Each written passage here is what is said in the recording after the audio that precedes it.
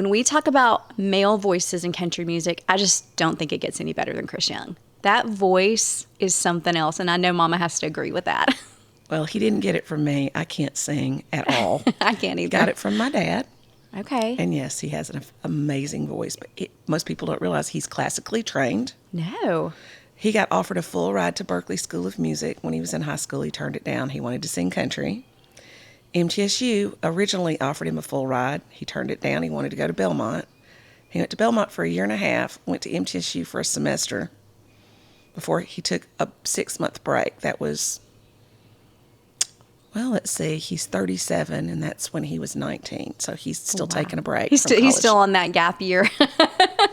I know about that. Oh, that's funny. Wow. So the music came from your dad, and your dad was part of the Louisiana Hayride, which there's so much rich history there. He was on it a couple of times as a kid. Okay. But my dad was self-taught. He played by ear. He still plays. Daddy's 90 years old. He still plays and sings.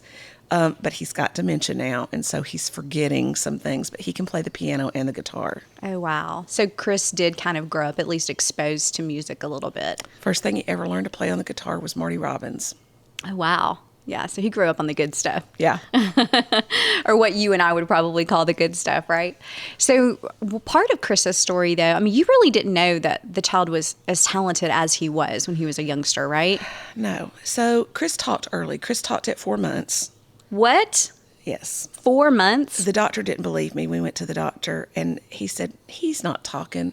What's your cat's name? And he goes, Atches. He couldn't say P, but Atches. He goes, who's this? And he said, Mama.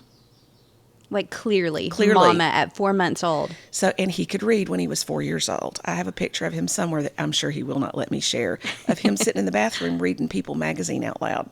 Oh, my goodness. That's awesome. I bet you flash back to that moment the first time you ever saw him in People magazine, too. A little bit, yeah. Yeah, that's pretty special. He, early on, read, talked, did all the things. We found out when he was in kindergarten, he was ADHD. And back then, they put him on Ritalin. That was the only medication you could give him.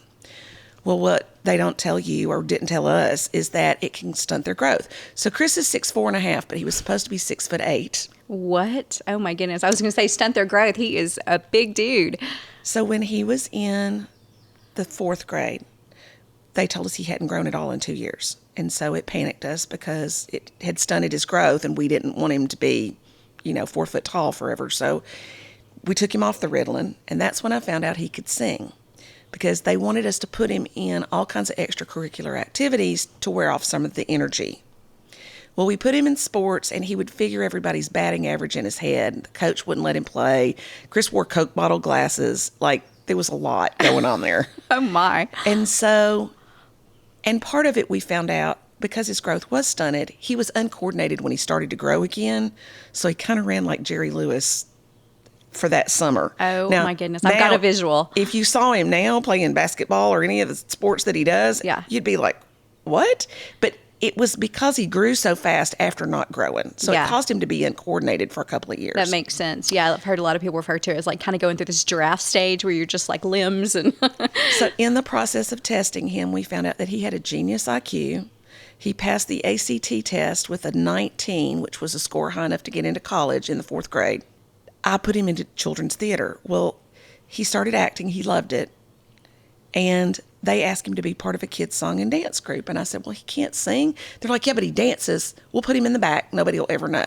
He got the only solo, and that's when he started singing. So that first time you kind of heard that voice in a performance state, not like just singing around the house 8. or whatever. Did you know then, like, this is special. This is not the average child singing on that stage.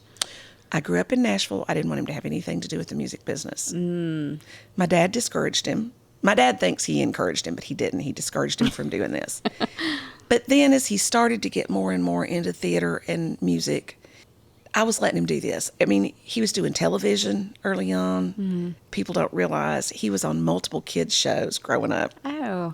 He did a show on, which is now Nick Jr., but at that time it was called something else, called Walk in Your Shoes, where you swapped lives for the day. So it's right after 9/11. I get this phone call from a booking agent in New York. I didn't believe it was real. I made them let me call them back to see what they would answer. Looked up the phone number. Yeah. They're like, so we understand your son is a country artist and he has his own band. Well, he did. How old was he at the time? He was 15. Okay. So he did have his own band, but his band was like my age. Oh.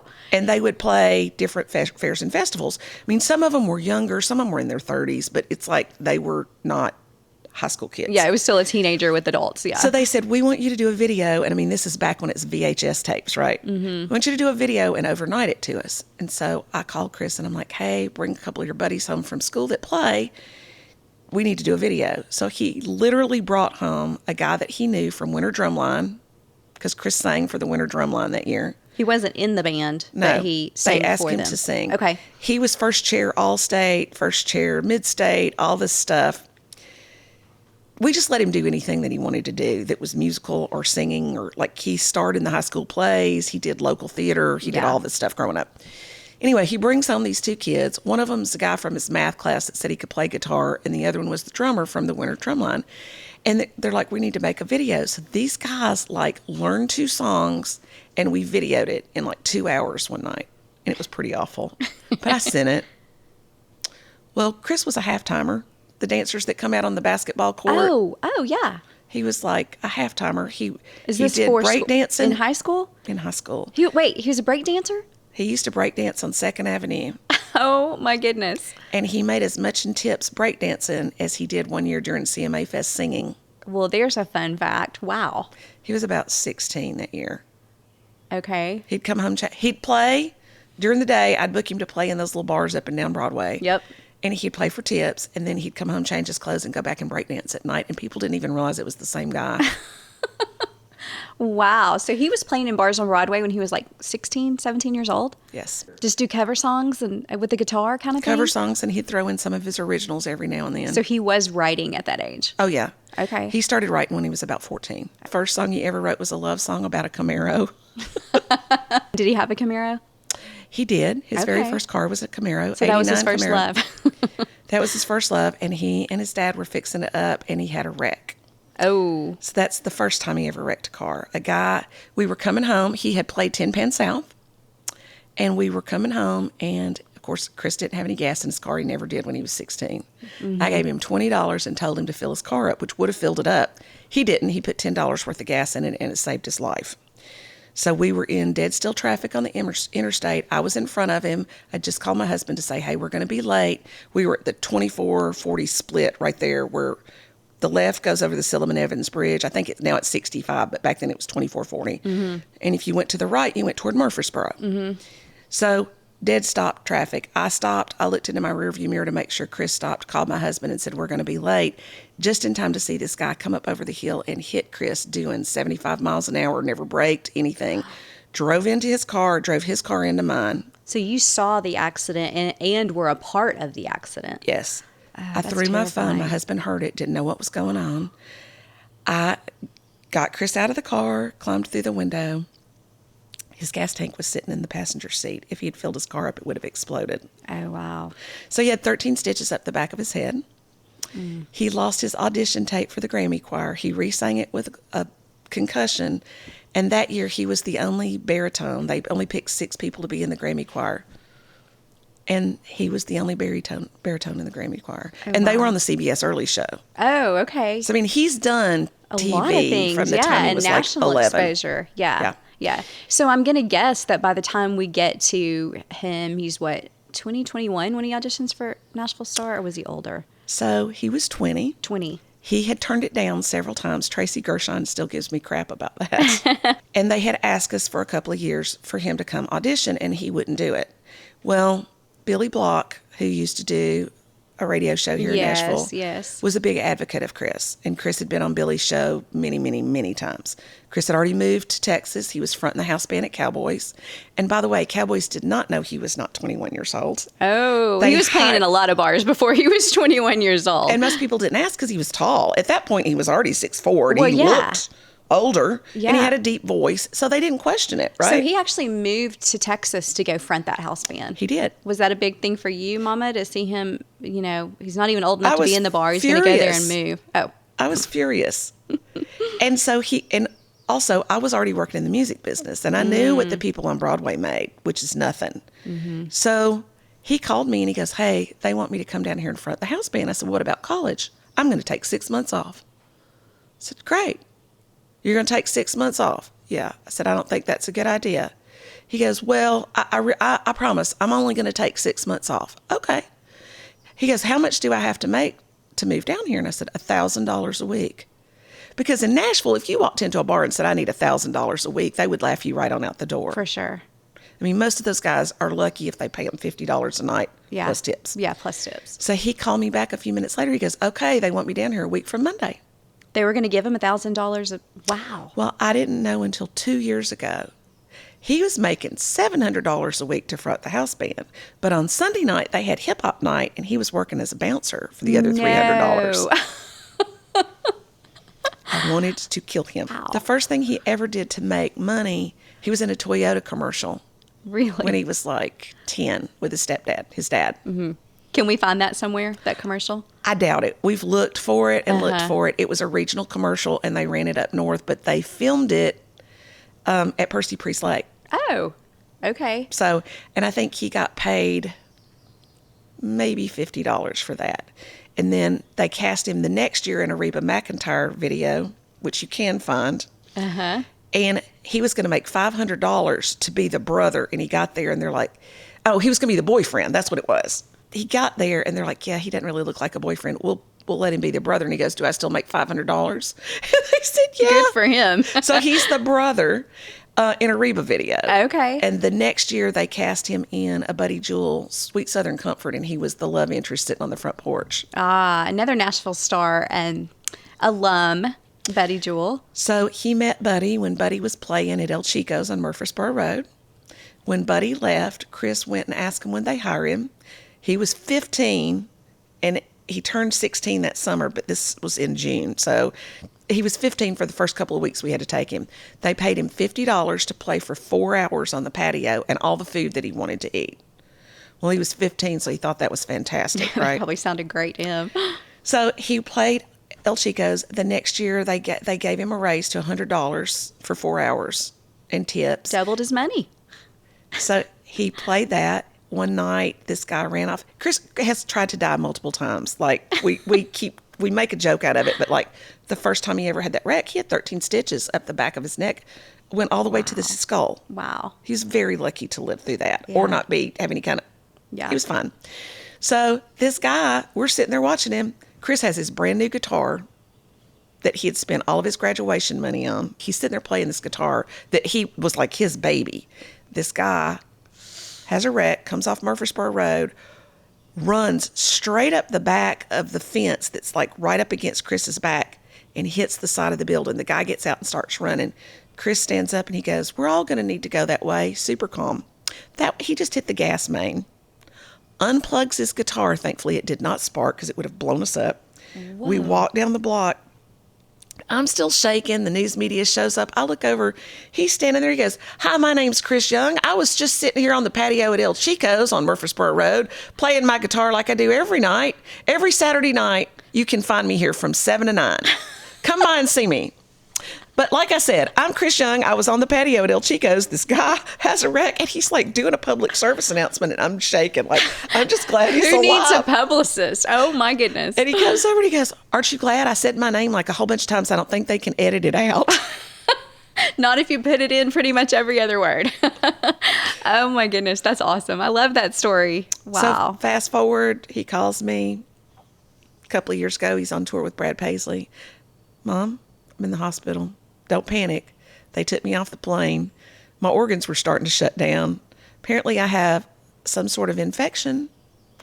And, of course, I immediately got on a plane and flew to Denver. So he left traveling not knowing that he was... I took him to the airport. I said, your face looks funny. He goes, he had no idea. So you know how people always tell you if an infection goes in instead of out and you don't see it, it's worse. And he was septic. Oh, that's dangerous. So that's out there in the public. And then a couple of years after that, he nearly cut his hand off one night because he bobbled a knife cutting an apple in his apartment, and it cut all the way to the bone on these two fingers, and it cut here. So this cut an artery, this cut artery. With a kitchen knife? Well, so he had this really super sharp knife, and he was trying to be all fancy and slice this apple, and he dropped it and went to catch it because he goes, it's going to hit my toe, it's going to cut my toe off, and he grabbed for it and got the blade instead of the handle of the knife. Oh, okay. So almost like he squeezed the blade in it. So he was supposed to pay CMA Fest, the main stage, the next night, and couldn't do it. He had 2 4-hour surgeries on his hand. They told him he'd never get the whole use of his hand back, and he's got 99% of it. Oh, good. So, but for a From while, I playing guess the it guitar. affected the guitar and everything. Well, but playing the guitar is what helped him get all the use of his hand the back. strength. Oh, wow. But he's got an odd scar on his hand, so if you ever see, like, his... Oh, wow. Oh, my Rough. goodness. He's like the cat with 9 lives. 9 lives. So were you encouraging him? I mean, obviously you have a very significant voice in his life. Were you encouraging him to do the Nashville Star thing, or were you hesitant? Everybody in Nashville had turned Chris down at this point. So he twice. had been shopping deals and all that. He had been shopping, Okay. and he got turned down. I had already gone to work in the music business, and Billy Block called me, and he goes, please get him to do this. And I'm like, Billy, he's not going to want to miss a night of work. He goes, he can audition in Houston. There's this flight. He can take a flight from Dallas to Houston, audition, and be back in time to be on stage at 9 o'clock when he starts playing. So I called Chris and I said, I think you should do it. Billy's been really good to you. And the label this year is RCA. You've always wanted to be on RCA. It might work out. Meaning that the winner that year of Nashville Star was going to receive a record deal with RCA. Yes. Okay. So he was like, okay, I'll do it. So he calls me. He's madder than an old wet hen because he's not 25. He's not old enough to rent a car. He gets there. He has to take a cab from the airport because this is pre-Uber. Yeah. Has to take a cab from the airport to the audition. He goes, Mom, that cab ride was $100. Okay, we'll just do the audition. Calls me when he's leaving. He goes, I'm going to make it back to the airport. He goes, but that's the worst audition I've ever done. There's no way they're going to cast me on that show. Oh. I said, okay, great. You did Billy a favor. He goes to be, Chris was a presidential scholar in the arts, which is another thing. People don't know what that is. This is a national program through the President of the United States. Lyndon B. Johnson started it. Got it. Okay. And it's the cream of the crop of high school students across the country. And there's 300 of them every year. Mm-hmm. So Chris agreed to go back and be a camp counselor for the students after the fact, right? So he goes back because he's given back to the program that he came through. And Nashville Star starts calling me. We need to speak with Chris. And I'm like, well, good news. Like Chris always did. They used to call him the phone murderer at Verizon. He has killed his phone when he gets to Washington. So he doesn't have a phone that he can, his cell phone's dead. Okay. They start calling me, and they're calling me. They call me for 48 hours, and they're like, we have to speak with him. And I'm like, okay, are you calling to tell him he's not on the show? Because he's in Washington, D.C. as a camp counselor, and he's broken his phone, and he can't talk to you. Yeah. They're like, we don't call to tell you that you're not on the show. And I said, okay, well, then here's the deal. He'll do it, but he can't call you back for 48 more hours because he won't be back from Washington until then. Mm-hmm. And they're like, okay, well, we need him to report on this date. So he gets back to Nashville. He's going to go back to Dallas to work.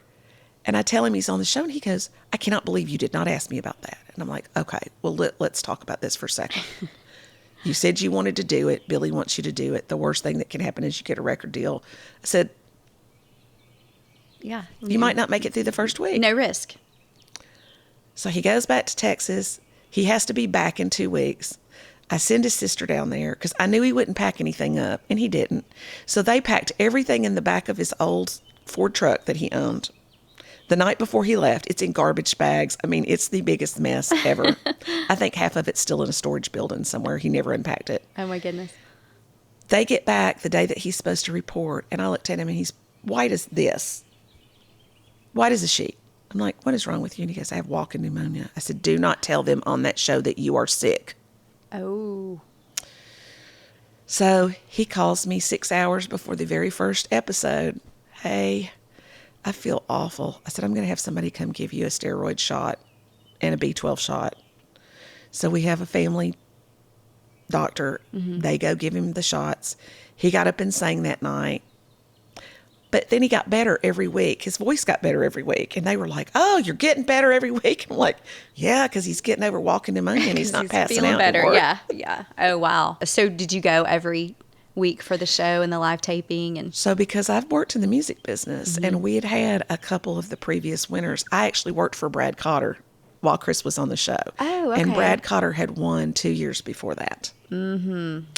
So I knew all about the process, and we ran it like a presidential campaign.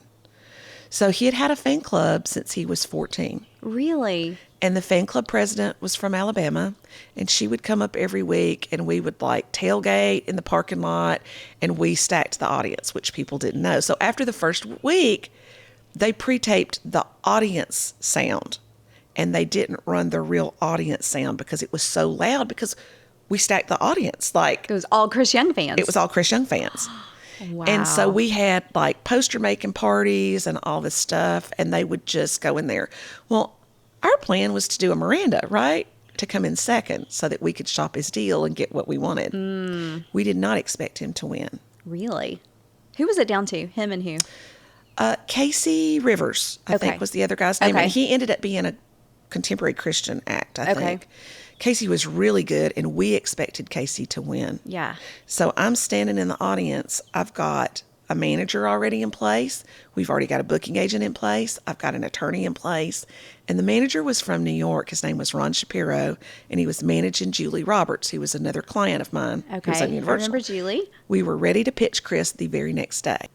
And when they announced him as the winner, I turned around to Ron, and I'm like, what do I do? And he goes, turn around and smile real big because the camera's right in your face. And I went, hi. He goes, act excited. Like, I was so excited. I was not excited. But that I was did not know how what was you gonna would happen. have chosen that to go. No, because I knew radio was not fond of Nashville Star. The Nashville Star contract was not amazing, and he was tied to it until the last record that he just did. Really? Yeah. Wow. So how many years was that? Or was it 6 an album album deal? cycles. It's a 6 album deal.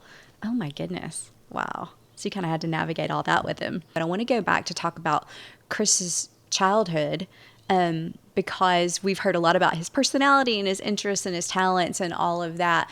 But as busy as he was and all the opportunities that he had, you were a single mom navigating all of that with 2 children or 3? So I have 2. 2. Okay. I have your a daughter. stepson. Yes. Okay. Dot is And my she's daughter. older? No, she's younger. They're 13 months apart. I got pregnant on birth control back to back. Oh, okay. I was married the first time for 9 years. Husband came home out of the blue, didn't want to be married anymore, got a divorce. Wow. Now I've got 2 kids. I had a college degree, but my job, I made $12,480 a year. So you were working at the time when your husband left? Yes, I was working. I was an administrative assistant for an architect. But I had a great job, and I got off in time to go pick them up from school. And like, I let them do all the extracurricular activities that we could come up with. We were constantly going somewhere. In fact, we used to go stand in line and get free radio tickets. So Starwood Amphitheater was the big amphitheater here back then. Yeah. Right after I had first started dating my husband now, and Chris was 9, we stood in line and got free tickets to go see Vince Gill. And a new girl opened for him that night, Leanne Rhymes. Oh my goodness. So Chris turned around and looked at me and goes, I'm going to be on that stage one day. So when Chris played at the amphitheater here, the new amphitheater on 2nd Ascend, Avenue, Ascend, I just cried the whole time he was playing because it was like stepping back in time. I mean, Starwood's gone, so he couldn't play. I was going but to say, that he was probably never got closest the thing. chance to play Yeah. Starwood, right? So Oh. people are like, what touches you the most? I said, it's when something happens that's like a throwback to the kids standing on the coffee table with the hairbrush. Yep. And that's what that was. Yeah. He did a song with Vince a few years ago, Sober Saturday Night. That was a huge thing because Vince was like his big hero. Yeah. That's probably one of the first big concerts he'd been to, was to go see Vince Gill too. That was his first concert, period. Oh, was it? Okay, ladies, why is skincare so confusing? I feel like I've used a hodgepodge of whatever the so-called latest and greatest products are, or just whatever my friends were loving at the time. Until I discovered Barefaced. I first started following Barefaced on Instagram, and I've learned so much. The company was founded by a nurse practitioner who is passionate about providing simple, science-backed education, but she also shares valuable insight on both life and business, and is a mama of 4, and you know we love that.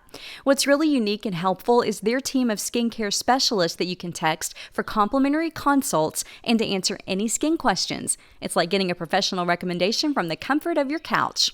This is how I know exactly what to use for my skin type. You can text them too. Their number is on their Barefaced Instagram, and I'll put the number in the show notes as well. The most important thing is to understand your unique skin type, and the Barefaced Skin Quiz makes it easy to figure out in just 5 minutes. Head over to their their Instagram at BeerFace to take the skin quiz and to find a wealth of information on all things skincare. Hey, here's the best part. Got It From My Mama podcast listeners can get 15% off their first purchase by using code MAMA15. You are raising these children on $12,000 a year, doing the best you can. You've got a job. How bad did things get? My parents never knew. My parents would have helped me, but I was very proud, and so I wouldn't tell. At one point, it was a Thursday, and I got paid the next day, and Chris and Dot came in after dinner, and they wanted something sweet. And Chris told Country Weekly this story, and I was just mortified when it first came out because, you know, he was first getting started. He goes, the coolest thing my mom ever did one night, we didn't have any food, and she let us roast mini marshmallows on toothpicks over a candle. Wow. That's the only thing I had in the cabinet. And they thought it was the coolest thing that ever happened. It's a kid's perspective, though, of what you were probably like, you felt almost shame of this is all I have to give you. Yeah. But it's one of his they sweetest thought it was the memories. coolest things ever. Yeah. And so I was sewing and typing papers at night. I had a full-time job in the daytime. Money. They would go to bed at night, and I would make clothes for people because I had a children's store before I got my divorce. Oh, okay. So it's like I could sew, and I made extra money doing that. They never knew we were broke. They wouldn't even describe their childhood that way. No, they didn't know we were broke until they were grown and probably almost 30. One day, Chris looked at me and he goes, we were totally broke. And I'm like, yeah. Yes, we were. But because I didn't have any money, I had to learn to cook. And nothing went to waste. So if I made something and it didn't taste good, I had to fix it. Yeah. You couldn't just dump it and start over. No. So I knew how to make basic stuff, but I actually learned to cook during that time. Yeah. And I could take $30 a week and turn it into pretty much anything. The first time Chris met his dad, my husband now, they legally adopted him as their father. They gave him adoption papers on Father's Day when they were 30 and 31. So Chris was 31 and Dot was 30. That is the sweetest story. It was really cool, but Michael opens this big box of paper and he goes, what's this? And they're like, it's adoption papers. And he goes, what are you adopting? And they're like, you. We're adopting you, Dad. Oh, this is so cute. They've called him Dad forever. Chris gave me away at the wedding, and Dot was my maid of honor. Well, And how old were Michael's- they at the time when you got remarried? 9 and 10. 9 and 10. And then there's a cute story about how they actually, So did you say they found them for you? No, but Chris picked him out. So the first time they ever met Michael, I'd been dating him about 6 weeks. I didn't let anybody I was seeing meet my kids, Yeah. you know, safety. Absolutely. So we had gone to a race at the fairgrounds. Brooks and Dunn used to do metal rodeo on Tuesday nights, and it was Legends cars. I mean, everything, it's like 8 ways to bacon with him. Everything connected to music somehow. Yeah, absolutely. Kix literally came back across the track one night to autograph something for Chris and didn't know it till a few years ago when I outed him. He's like, really? And I'm like, yeah. Because Kix is the nicest guy ever. So we went to the races, and I took a picnic basket, and we're leaving. And Chris thinks Michael's amazing because he knows all about race cars, and he let Chris have the leftover brownies and all this stuff, right? So Chris hangs out the window at the back of my car from the waist up, and he goes, what are you doing tomorrow night? Aren't you going to kiss her goodnight? You should come over. Mom makes roast on Wednesday nights. Mom will make a roast. She'll make cheese biscuits. Do you like cheese biscuits? And she can make homemade brownies. He was selling you to this guy. So Michael looked at me, and he goes, I'd love to come. So he comes over the next night, and he ate every last bite of the roast and vegetables that I had in the crock pot. And if we go back to you being a single mom and trying to make that food last for the week, it was gone. I took the leftovers and made it into stew or hash or sub sandwiches or something. Like I had to have I had a sick feeling on my face, and Michael said he looked over and looked at me, and I was just sick. And Chris goes, yes, we get peanut butter and jelly the rest of the week. And I'm like, Michael goes, I could come over tomorrow night and bring pizza. We're like, we'd love that. So he came over the next night and brought pizza, and then he came over the next night, and I think we had barbecue. And from then on, like, y'all have just been together ever since. pretty much. Aw, and the kids 27 just fell years. in love with him immediately. And now he's truly their dad. Yes. At what point in the relationship did they start calling him dad? Probably about a year after we got married. Chris wanted to call him Dad immediately, but I said, you know, just because I wanted to be respectful to Carter, Right, too. more of a respect. Yeah. But your daughter works with you now, right? She does. Okay. She's getting ready to leave me and go do something else. Uh-oh. She's worked with me for 11 years, but she's finishing up her college degree. Oh. And she really didn't ever want to work in the music business. So I think this is a good thing for her. So Carter is the youngest, and he and his wife just moved to Denver, but they don't want kids. So I only have one grandchild. My granddaughter, who's 11, and Dot's little girl. And Dot's probably not going to have any more. And I don't know that Chris will ever settle down long enough to have any. Let's talk about how you got in the music business. So none of these jobs that you've been telling me, you sewed, you worked as an assistant in an office, all of these things. How did that lead to you being one of the top business managers in Nashville? So I also had worked for accounting people. And I had been in human resources before Chris was born. So fast forward, Chris wants to sign a record deal. This guy finds him on the internet. Chris is 15. I let him sign the contract, but I put a time limit on it, 18 months. Come to find out, the guy doesn't know anything about what he's doing. He's a super awesome songwriter, but he just had an investor and doesn't know. So I spent $3,000, which doesn't sound like a lot now, but back then it was a lot. I'm sure. That I didn't have to go to an attorney to find out that all we had to do was let Chris age out of it. He just couldn't release any music. Well, he aged out of it at 17. In the meantime, I went back to school to get a second degree. I already had a degree in English. I wanted to teach college literature when the kids were out of high school. Okay. Went back, got a second degree in music business. I was about 6 hours shy of graduating, got offered a job through an internship that I did, and went to work for Smith Wiles. So you actually got your degree in music business, the second one. Okay. Second one. Okay. And so you went to work for a different business I went to work for another company. business management company. But the second day there, I had to walk in and go, oh, by the way, I have a kid that sings. And he just met one of our clients, and he's going to produce some sides on him. So he met Byron Gallimore. Oh, wow. And Byron did all of Tim McGraw's stuff. Yes, he did. Yeah. So Byron loved his voice. But the problem with it was everybody kept saying, well, he sounds like Randy Travis, and he looks like a Backstreet Boy, because he did. And he could break dance. And he could break dance, which they didn't even know that. Right. So Byron pitched him around town. Chris got frustrated in that time period. And Byron was like, it's too soon to give up. But Chris wanted to, he was young. Yeah. And when he got offered the band in Texas, it was like, I'm going to do this. Yeah. You're just eager. You've got this passion and you want to just get started and do it. You now are Chris's business manager, along with, Yes. He was not your first client though. No. So No. you ended up leaving that company to start your own venture. So a lot of people know I'm nicknamed Mama Becky. Yes.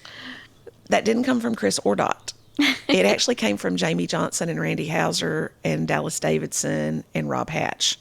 Jamie's the one that actually nicknamed me Mama Becky. He goes, you act just like a mama. And I'm like, well, I'm worried about all your stuff. That's probably why. So Yeah. they nicknamed me Mama Becky. Fast forward, Chris gets his record deal. He's about a year into it. I decide that I'm leaving there. They had just let Jared Neiman go. And Jared was the first person that ever walked in and said, can I have her as my client manager? And so I walked out with him and said, hey, it's November. I'm going to open my own company in January. Do you want me to take your stuff home with me and do it from there? I'd love to have you as my first client. He goes, here you go. Oh, wow. Hands me his box of stuff. So he was the one that kind of said, I'll take that risk. And not that it was a risk. You were good at what you did, but still it was a new venture. It was a new venture. He had just lost his record deal at the time. He was on Category 5. It shut down. He lost his manager, but he still had his booking agent. I had him until about 3 or 4 years ago, I think. Jared Okay. left. But, we're still good friends. Yeah. He helped me get my start Yeah. as my own place. And originally I was going to take the people that the other companies in Nashville didn't want, like the smaller acts that they didn't need.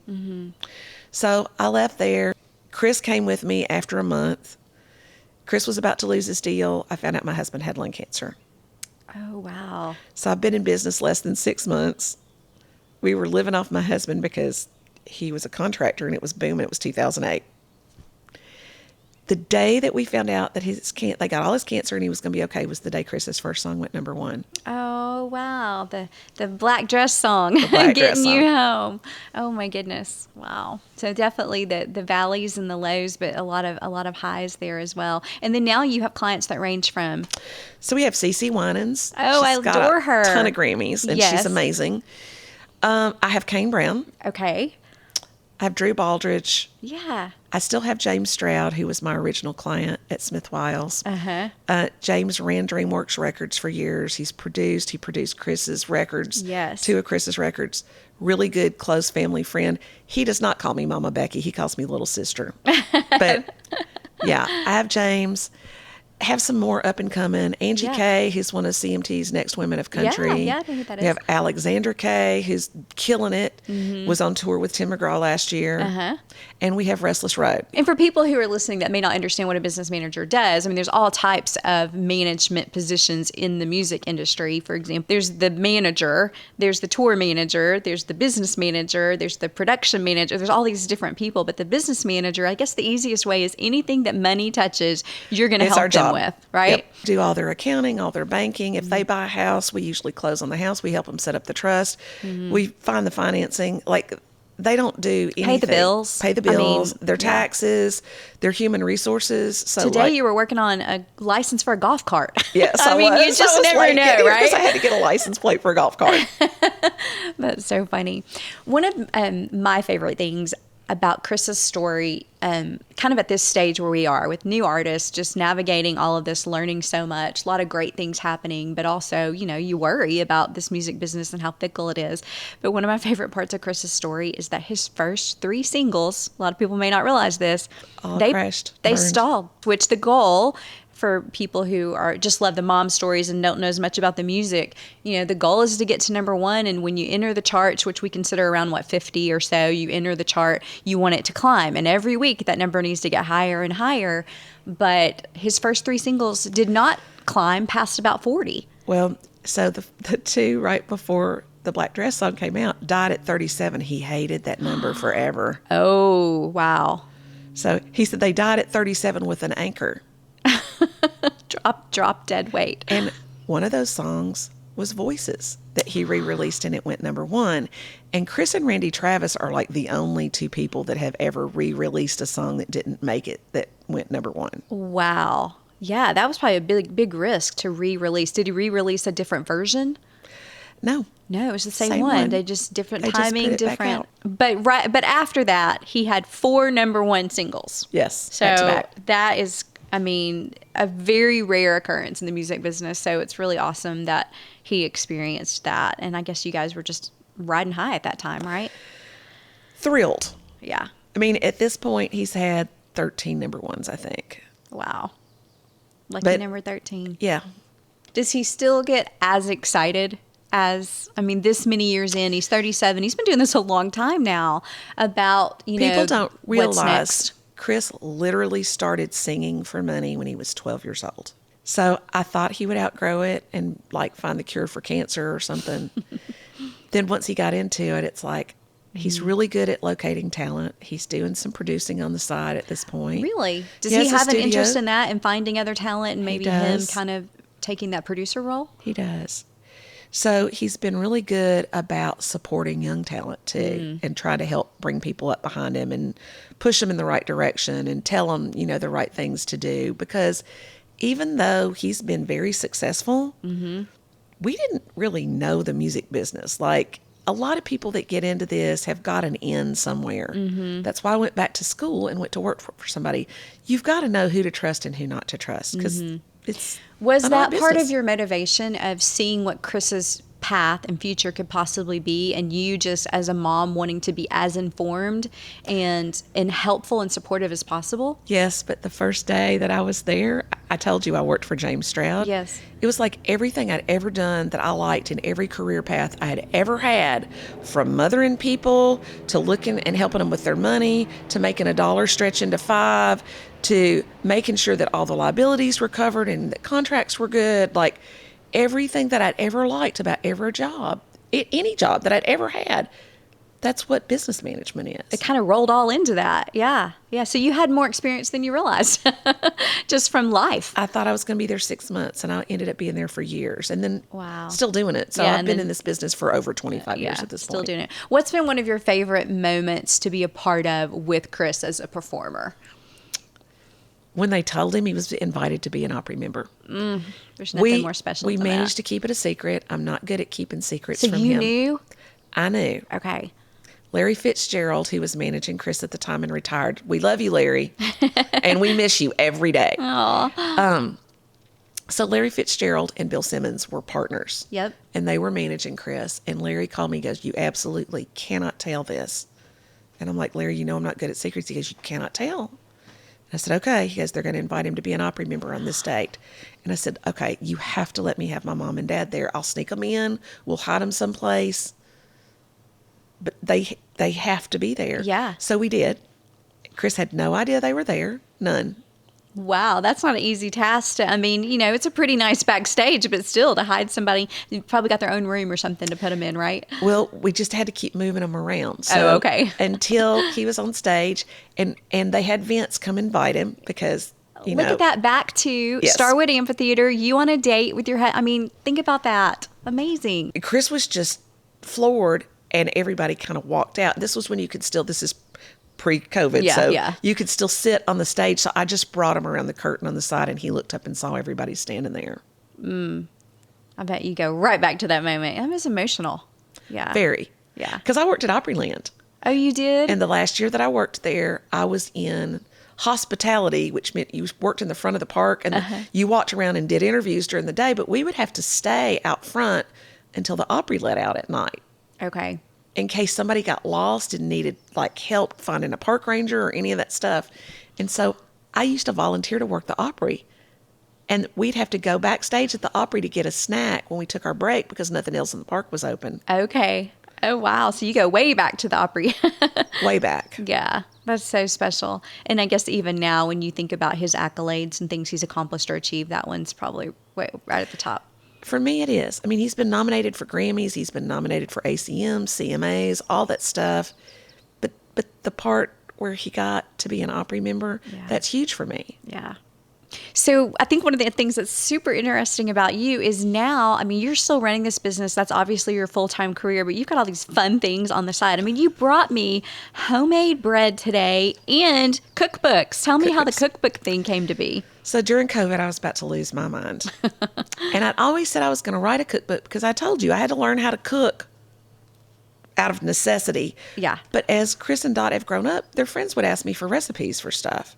And some of it was like simple stuff like, how do you make a roast in a crock pot? How do you do this? How do you take a box of cake mix and make it taste like a bakery cake? Because there's ways to do that. Yeah. And it's pretty easy. Yeah. So I started writing this down, and the first volume that came out at the end of 21, this is volume 1, actually has a forward in there that explains, you know, I had to stretch my dollars when my kids Right. were growing up. So some of those are like my favorite recipes. Well, Okay. during the course of writing this down, Chris and I started talking. After Chris got through all of anything you could ever watch on the bus, and they all watch TV because there's nothing else to do. Yeah. He started watching cooking shows, and Chris is a little bit of a gourmet cook. Really? Like, he's really good. Okay. So he's got a few recipes in there, and he's come and been on my cooking lives. I've got a Facebook, and I'll do a live show every other week or so. And now I've got TikTok going. Oh, So look at you. It's We Are Cooking Now. Okay, that's the TikTok. We That's are the cooking TikTok. now. That's my Facebook and my Instagram. And then you have to tell me before you go about this ballroom dancing. I mean, you are now a competitive ballroom dancer. How did that come to be? I'm actually a national champion. Oh my goodness. So I started, Safe Haven does a Dancing with the Stars every year where they raise money for Safe Haven. Safe Haven is our only family shelter in Nashville that takes the whole family. And they have like an 85% success rate. Those people never end up homeless. It's a wonderful They help them get a organization. job. They help them get training to get a job. They help them get insurance. They get affordable housing. And then they wean them off support within a year. It's an amazing, amazing organization. It's safehaven.org if anybody wants to look it up. Okay. I danced as the celebrity dancer, and we won audience favorite. And then from there, I started competing, and I Had competed. you ever danced before? Like, I mean, No, I roller skated competition in college. oh, you did? Oh, that's fun. So I could do everything you could do on ice skates, on roller skates. I could do an axel. I could do a sit spin. Oh, amazing. Started dancing, and then last year I won the Female Dancers Cup title. Really? So there's do you different travel tours. doing this? Yes. Okay, so everywhere. All over the country. Oh my goodness. So how often would you say you compete? Like, when's your next one? I go to New Orleans in a couple of weeks. Okay. I compete about once a month. As a matter of fact, our email correspondence, back and forth when we were trying to find a date and time, and you were like, well, this works, but I'll be traveling for a ballroom competition. I was like, wait a minute, this is so cool. What do you do? I love how you saying yes and taking a risk to something you were asked to do for charity has now led to kind of a next fun thing for you. At this stage, you don't have kids in the house anymore. We're all looking for, okay, what are we going to do next? And yours is pretty awesome. I didn't tell my clients at all for a minute. And then people started to find out, and Kane Brown, I love him, looked at me and goes, that's sick. Like, which apparently means awesome. Yeah, apparently it's a good thing, right? Yeah. Oh my goodness, I love him. That's so fun. Well, what would you say that Chris Young got from his mama? Well, I'm absolutely terrified to stand in front of a crowd, so not that. I have a genius IQ also. I think he got that from me. Really? And his ability to cook. I'll take credit for that, even though I didn't teach him. Okay. Y'all kind of had that passion together, though. We do. Yeah. And he has done things by trial and error. Like, he makes an amazing rib rub, like out of this world amazing from scratch rib rub. Have you thought about, as his business manager, getting him to package it up and sell it? We've talked about it. Okay. And we've talked about I'll buy doing an it. actual like a real cooking show. Oh, like okay. an actual cooking show. Yeah, yeah. Where we cook together. Oh, that's fun. That would be a neat thing to do together. I mean, I got to get him off the road long enough to do it. And then he has his podcast, The Quad with Chris Young. Yeah, that's so neat. You need to come and be on his podcast. Well, you tell him to invite me and I will come and be on it. Well, congrats on all the success. And I think it's really, really neat how you've been such a key part of his success and what he's done. But then you've been able to use everything that you've learned in this business now to help so many clients in music and people that we enjoy being fans of and listen to. So that's pretty awesome. Thank you for having me.